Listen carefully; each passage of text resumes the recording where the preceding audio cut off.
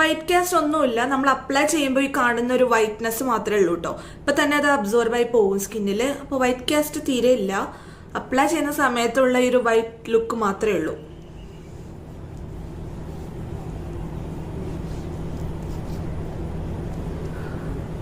Sunscreen ഇടുമ്പോൾ ചെവിയിലെ സ്കിന്നിനെ skip ചെയ്യാണ്ടിരിക്കുക.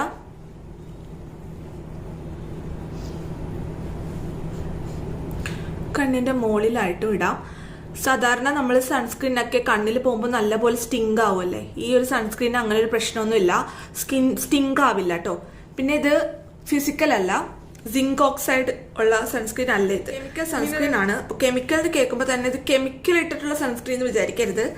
എനിക്കൊരു subscriber ഒരു ടൈം എന്നോട് ചോദിച്ചിട്ടുണ്ട് കെമിക്കൽ സൺസ്ക്രീനിൽ കെമിക്കൽസ് ഇല്ലേന്ന്. സൺസ്ക്രീനിൽ ഒബ്വിയസ്ലി നമുക്ക് സ്കിൻ കെയറിൽ കാണുന്ന കെമിക്കൽസ് തന്നെയാണത്. ഓക്കെ, അതാണ് നമ്മൾ ഈ ഉപയോഗിക്കുന്നത്. ഇപ്പോൾ